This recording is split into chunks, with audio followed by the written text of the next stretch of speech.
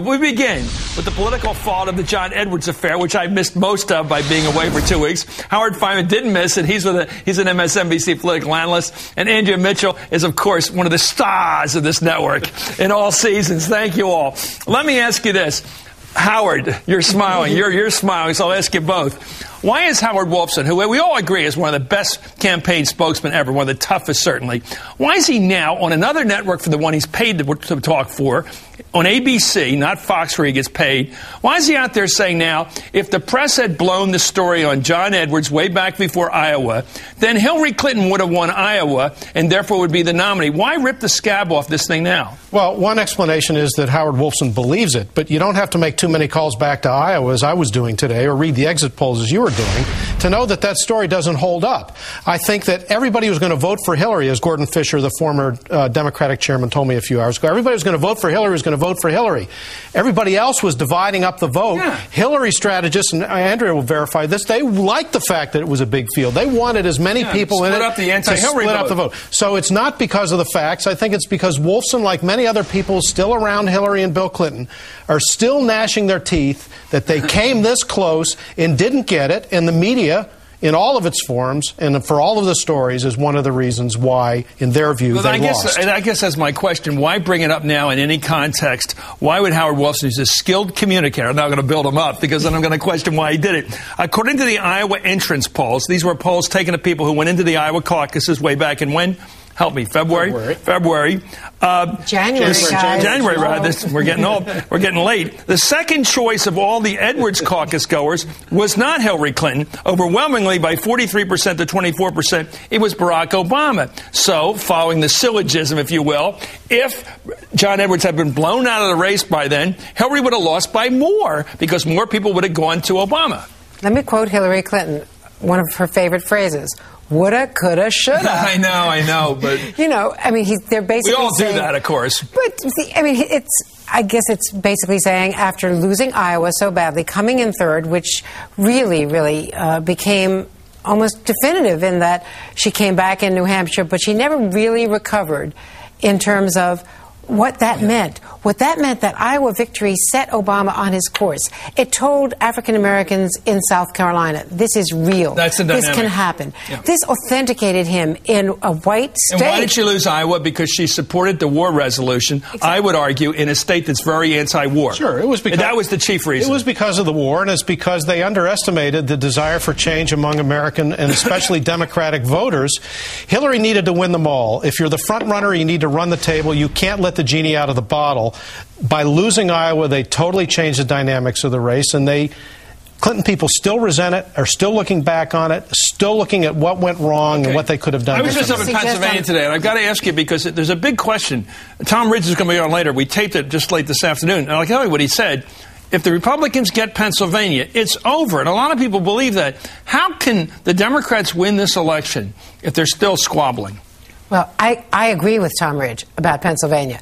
I don't see any way, because if the Democrats lose Pennsylvania, it means that they are losing key battleground states. So if they lose Pennsylvania, it does mean that something has gone completely awry and they're off track. I do think that Hillary Clinton lost Iowa the previous summer when she refused to say that her war vote was a mistake. That was when she defined herself.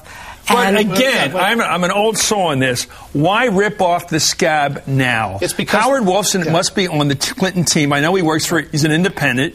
He works for Fox Television. His interest should be in simply analyzing what's going on. But why would he bring it all back to this? Maybe it is his analysis. Well, what I wrote for the magazine and reported this week is about the dance that continues to go on between the Clintons and the Obamas. Now, Hillary is going to speak in a prominent spot during the convention. Bill Clinton's Wednesday night. Introduced by Chelsea. Yeah, Bill Clinton's role is still a little unsettled. Although Tuesday night. He's 0 for 2. She's Tuesday night. And she's 2 for night. He's Wednesday night. The caucuses were in January. So this is going to be an all-Clinton week. It is going to be an all-Clinton week. Hillary on Tuesday night, Bill on Wednesday night. Yes, but the body language of the negotiations feels a little bit more like the Middle East in a bad year than it does like a happy, unified Democratic Party. There's still tremendous resentment on both sides against each other, even as they try to put on a good show of Clintons and Obamas in Denver. And she is saying and doing all the right things. If you look at what she did in Las Vegas just this week, past Friday. She came out, she said all the right things, but they're still sort of pulling Bill Clinton. Are they giving a signal from the Hill that as the general, who was Hillary Clinton, giving the signal to her major contributors, her major fighters, the ones who have their heart with her, has she said, go with Obama yet or not? Has she said it yes or no? Or is Bob Barnett or the others still negotiating this thing? No, they're negotiating her role, but she has said all the right things. You could not ask her. You really believe she sent her troops in to fight for Barack? She's told them to go into Barack. For Barack Obama. Is it Simon Says? No, I think the real problem is not her big money people. I think her real problem is a cohort of women that she Howard believes... Wolfson? No, women. Well, the older what's he women. doing then? I don't think that Wolfson was really on message on this. I really don't think so. I think Howard Wolfson, otherwise known as a cohort of women. I mean, he is a professional, and he is loyal as hell to Hillary Clinton, and he's out there saying, woulda, coulda, shoulda, in your words. Why is he doing it? He's explaining why, look, the staff messed up. They had a good candidate. There's no question from the recently released memos that the staff didn't serve her well. We got to get Howard on this show when he says, except he works for Fox. But here's more of Wolfson and what he said to ABC. By the way, he didn't get paid to say this. He was working for Fox. Here's what he said to ABC. Quote, our voters and Edwards voters were the same people. They were older, pro-union. Not all, but maybe two-thirds of them would have been for us. And we would have barely beaten Obama.